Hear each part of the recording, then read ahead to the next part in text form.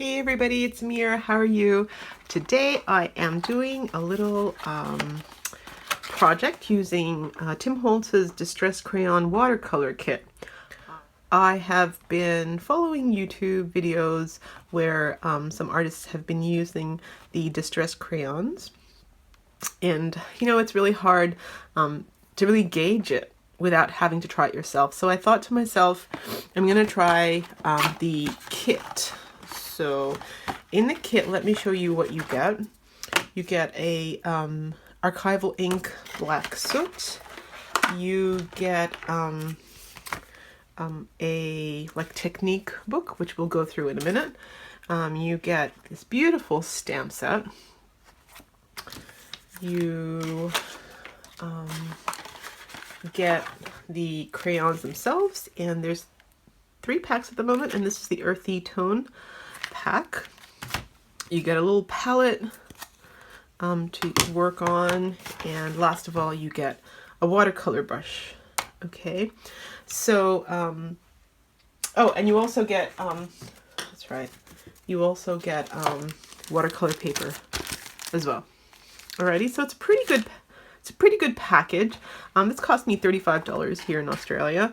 And, at first I thought it might have been a bit expensive, but these themselves cost about, I want to say $18 on their own. Here, $18, $20 on their own.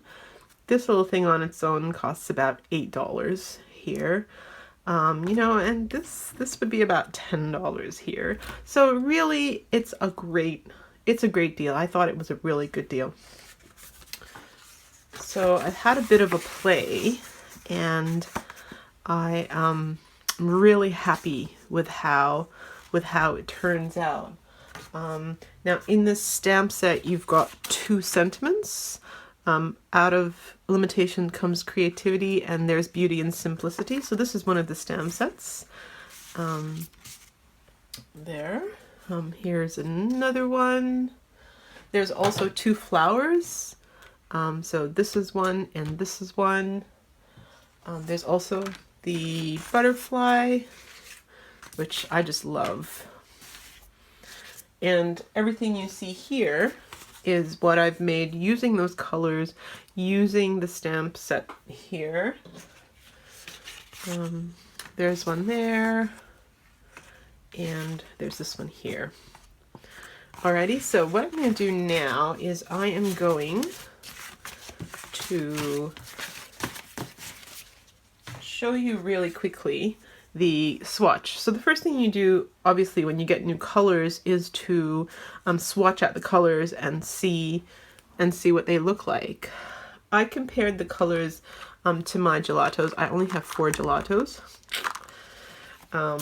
And so I've put the crayons here and the gelatos here, and I must say that it takes some getting used to. So can you see how the application of the crayons and even the gelatos here, it goes on, they go on like crayons, so you have to press, and then once you distribute the color with water, you get that beautiful watercolor effect here, but you still have that leftover residue like a crayon does.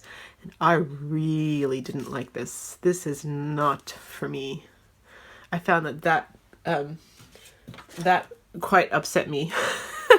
So this is me trying to do a maybe like a graduated wash, or just a different color, like a 4-color wash, directly from the crayon to the watercolor paper, and see how it grabs the paper in some areas. I really didn't like this. I mean, compare that to this wash. See, that's a real watercolor wash, and I'll show you how you get that, and I'll show you how you get this. Of course, watercolor, we all know watercolor is a soft, beautiful pastel-y, really light, and that's what that is. And then when you apply the dry crayon onto the dry watercolor paper, you get this effect. I mean, you might want to go for that effect. So here you go, you can do that. But I know that for my style, and if you look at a lot of what I've made in that context, you'll find that I actually did a wet on wet application, and I'll show you what that is. Okay, so we're going to start off here. So this is the paintbrush that the kit comes with. I couldn't do anything with this, so I moved that off to the side, and I brought in two of my most favorite watercolor tools. This is my number 8 round brush, and this is my flat brush. I'm going to be using those instead. Now, we'll go for like a purpley wash, as well as a blue. Alrighty, as well as perhaps, let's say, a green. Okay, now, so all quite easy, really. All you need to do is just press them onto the acrylic pad that they give you. Now, the one thing that I didn't notice with this, which I've never had with any other medium that I've used, is see the crayon, the feature of the crayon. See how they come out in bits? Yeah, I struggled with this throughout all my projects, and then I just decided that that's how you can tell that someone has used a crayon distress technique, that these bits just are in everything you do. It's very hard to dissolve them when they come off like that. So just one of my observations. So we are going to go ahead using my round brush. Am I in focus here? Okay, and we're going to, I'll bring this up a little bit closer to you, and you just activate that color.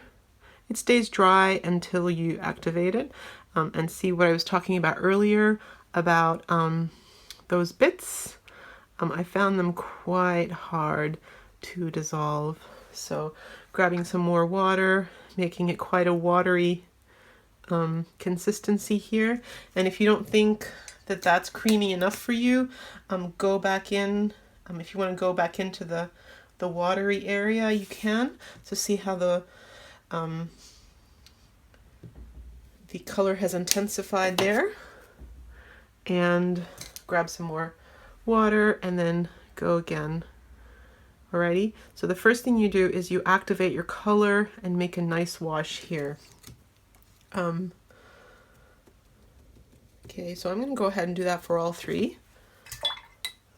And you have to be careful not to mix any of your colors.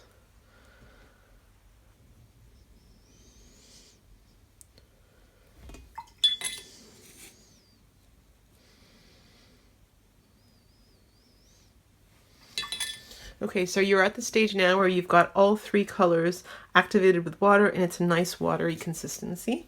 You're gonna come along with your flat brush. You're gonna wet it, and you're going to apply a wash across your entire watercolor paper. Alrighty, so if you hold that up to the light, you can see it glistening. You can see the areas where I've missed. You can see that that is a nice and wet paper. Give it about 10 seconds for that water to start soaking in, and you can see how it bows. You know that there's water on there now. You could tape it down. That's called stretching your paper. I'm not going to do it. It's just a quick project, and I'm not going to be painting forever. So I'm happy with it just like that. So once you've given it that 10 seconds, you're going to grab your flat brush again. Make sure it's nice and wet. You're going to load your brush. You're going to start at one corner, and you're going to go across. You're going to grab some more, go across, and you're going from one section and bringing your paint down.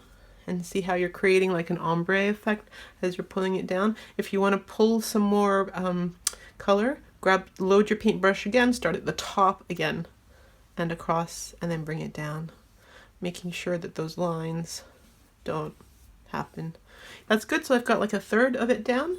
So I'm gonna wash my brush. I'm gonna grab some of the blue. I'm gonna load it up. I'm gonna start here and load my brush again. Okay. Start at the top again, going across. Wash out the color. Pick up my green. Start down here at the bottom.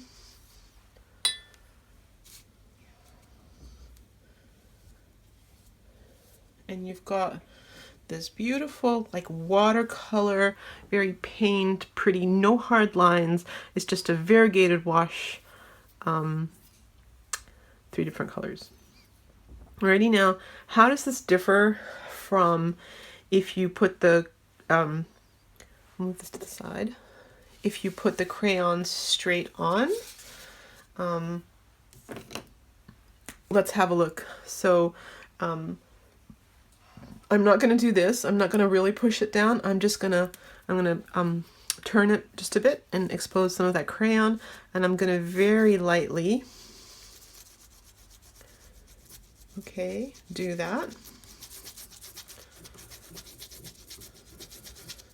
Right, so just on the side there in an angle.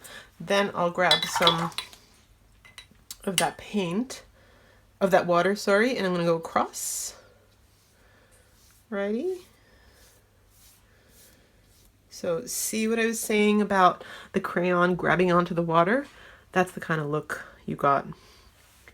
I don't like that. That's kind of not my style, I think.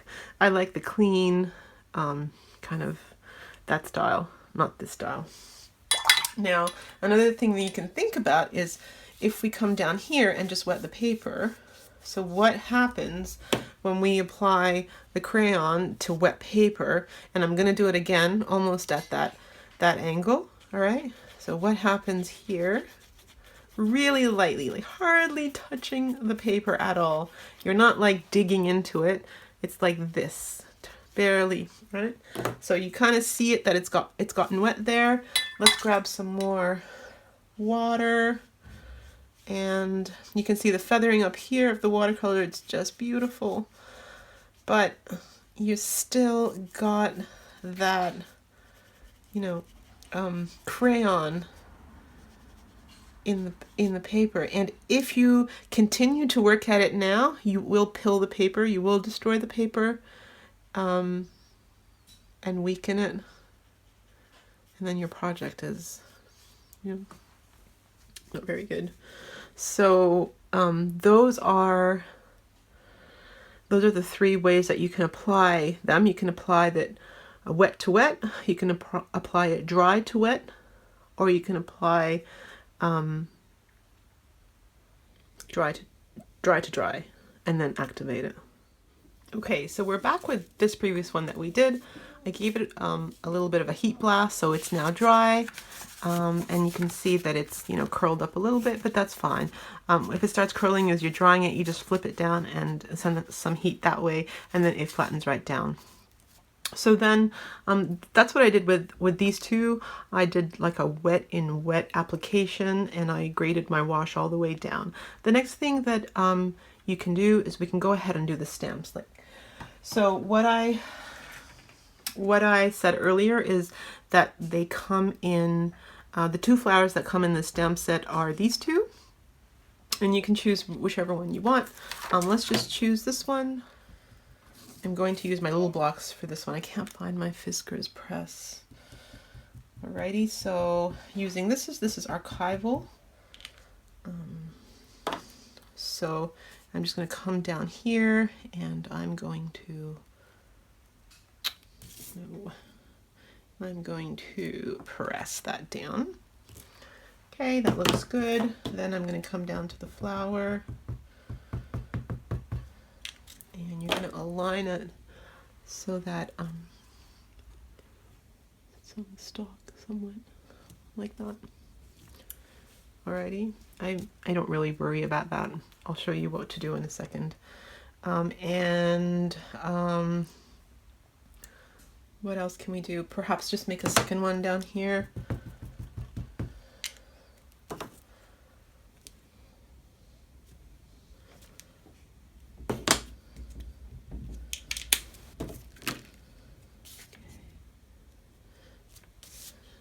That's good.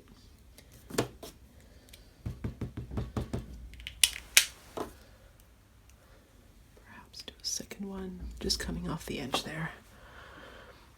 Alrighty, now grab the sentiment, and because this is a small space here, I'm just going to put that sentiment down there. You can always grab any of your sentiments from your other stamp sets. That's not a problem. So let's just try to center that because it's not really centered. Hope that looks good. I think that's pretty centered. Okay, so that's all I did for this card. You can choose to leave it clear and not colored in for that effect. This effect here, nice. Or you could go one little bit further and color in the actual flowers, which is what we'll do now. So I'll bring my palette back in. I'm gonna grab my red, and I'm going to apply really, really thick crayon there. Now, because of the little areas here, I am going to go to that detailed brush. What is Ranger? I'm not sure what that gives you. That looks like a number. It looks like a liner brush, like a number 4 liner or something like that. So go ahead and activate this, and then swap that over. You can then really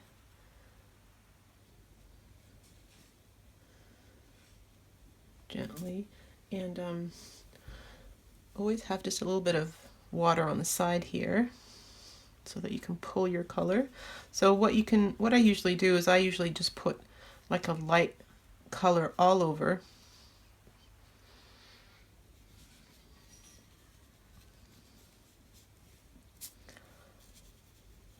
and then you can go in with that heavier color and just touch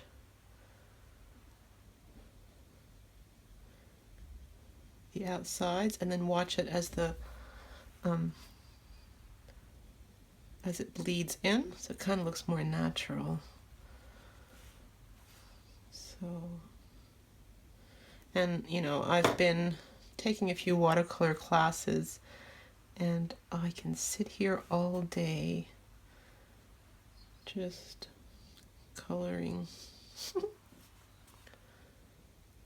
I'm not going to be too particular because I'm not doing the light source thing at the moment.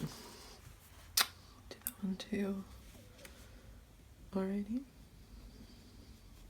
So I'm going to go ahead and just finish all these off, and I'll be back in a second. Okay, so I'm back with these 3 now.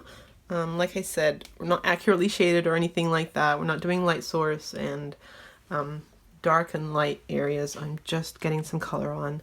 Next thing you want to do is just quickly put on some color for the stalks. We're going to grab some green. You have 2 options here. You can use it from here, or you know what, it might be just for this one. I might just do this because it's such a small area. Might just wet your brush, grab a little bit of color straight from here, which will be the darkest, and we're going to do that.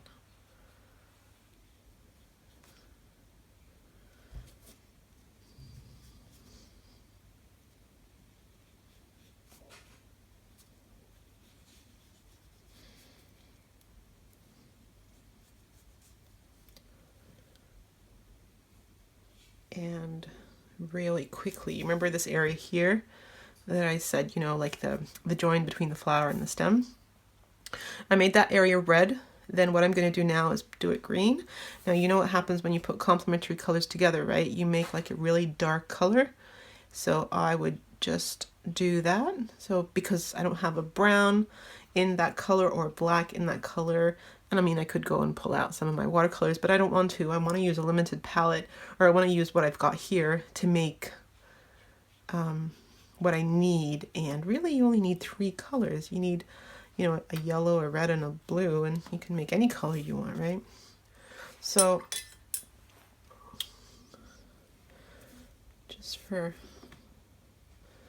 getting some of that green and applying it to some of the areas here. Trying not to be too picky, but it'd be nice to just do a little bit of a couple of colors. so that you can, you know, it offsets the red if you have a little bit of complementary color in there. Okay, just a little bit on this one too. Oh, these crayon bits, I don't know what to do about them. Okay, just putting it here underneath where, you know, obviously underneath the petal will be the darkest because no light gets to that area. And that'll be good enough for me for now. All right, so I'm gonna dry this. Okay, all dry now. And that's looking quite good. So if you have a look at this card here, it I made it really clean, okay? You can see that these were stamped on and that was it.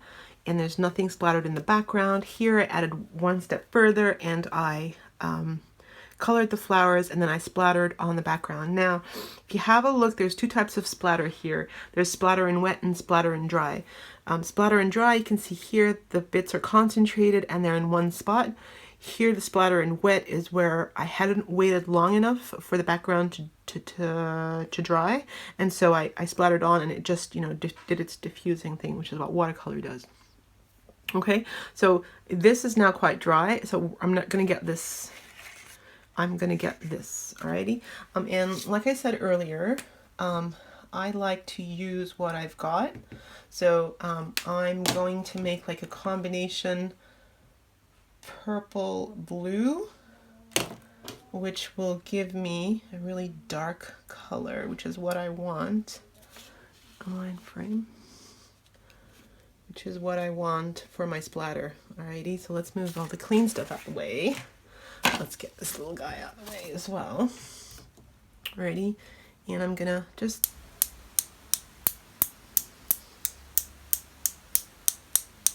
tap.